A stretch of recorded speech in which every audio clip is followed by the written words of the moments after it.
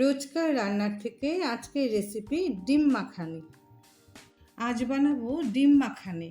তো ডিম মাখানি করতে ডিম তো লাগবে, আমি ডিমটা সিদ্ধ করে নিয়েছি। আর লাগবে দই আর কাজু, 8-10টা কাজু আমি দুধে ভিজিয়ে রেখেছি, পেঁয়াজ আর আদা, তেজপাতা, গরম মশলা আর 4টা গোটা পেঁয়াজ। এই দিয়েই আমি আজ বানাবো ডিম মাখানি। এটা গরম হয়ে গেছে, এখন আমি ডিমটা ভাজবো। তার জন্য একটু তেল দিয়ে দিলাম, ধরো 2 চামচের মতন তেল দিয়ে দিলাম। কেন কি তেলটা থাকলেও কোনো অসুবিধা নাই, পরে আমরা তরকারিতে দিয়ে দেবো। আর আমি ডিমটা হলুদ লবণ মেখে নিয়েছি। ডিমগুলিকে এখন আমি একটু ভাজা করব। ডিমটাকে একটু ভাজা করে নেই। ডিমটা আমার ভাজা হয়ে গেছে, একদম কড়া ভাজলাম না, চামড়াটা শক্ত শক্ত হয়ে গেলে খেতে ভালো লাগবে না। তো আমি এখন ডিমটা ভেজে উঠিয়ে নিলাম।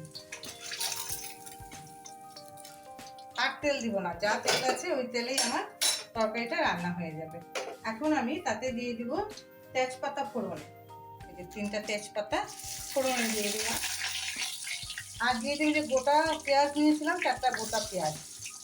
তো পেঁয়াজটা আর তেজপাতাটা একটু ধরো 1 মিনিটের মতন ভাজা ভাজা হলে, বেশি ভাজবো না, পেঁয়াজটা বেশি ভাজলে না অনেক। পেঁয়াজ আর তেজপাতাটা আধা ভাজা হয়েছে, এখন আমি তাতে দিয়ে দিব পেঁয়াজ আর আদা বাটা। আর তারপরে দিয়ে দিব জিরের গুঁড়ো আধা চামচ, হলুদ আন্দাজ মতো, আর দিয়ে দিব লাল লঙ্কার গুঁড়ো, একটু ঝাল ঝাল হবে, দই আছে তো। আর দিয়ে দিব স্বাদ মতন লবণ। এখন আমি মশলাটাকে একটু ভালো করে কষিয়ে নিই, তারপরে আধা কষানো হলে তারপরে আমি দিয়ে দিব এই কাজু বাটা আর দইটা। এই যে এখানে আমি পেঁয়াজ, তেজপাতা, হলুদ, জিরা, লঙ্কা, লবণ দিয়ে মশলাটা একটু কষিয়ে নিলাম। এখন আমি তাতে দিয়ে দিব কাজু বাটাটা, এই যে দুধ দিয়ে কাজু বেটেছি, কাজু বাটাটা। আর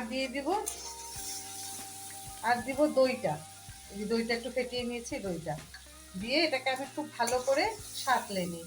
এই যে মশলাটা আমার দই, কাজু, তোমার মশলা যেগুলো দিলাম, এটাতে জিরা, আদা, পেঁয়াজ বাটা, লবণ, লঙ্কা, হলুদ আর এই দিয়েই আমি মশলাটা ভালো করে কষিয়ে নিলাম। এখন আমি তাতে দিয়ে দিব শাহি গরম মশলা আধা চামচেরও কম, ধরো 2 চিমচির মতো দিয়ে আমি তাতে এখন জলটা দিয়ে দিই, কারণ মশলাটা সাঁতলানো হয়ে গেছে, তেল ছেড়ে দিচ্ছে। এই কাজুর বাটি, সেটা যে মিক্সচার গ্রাইন্ডারে কাজু বেটেছিলাম ওটা, ধরো আমি এখানে 1.5 কাপের মতন জল দিলাম।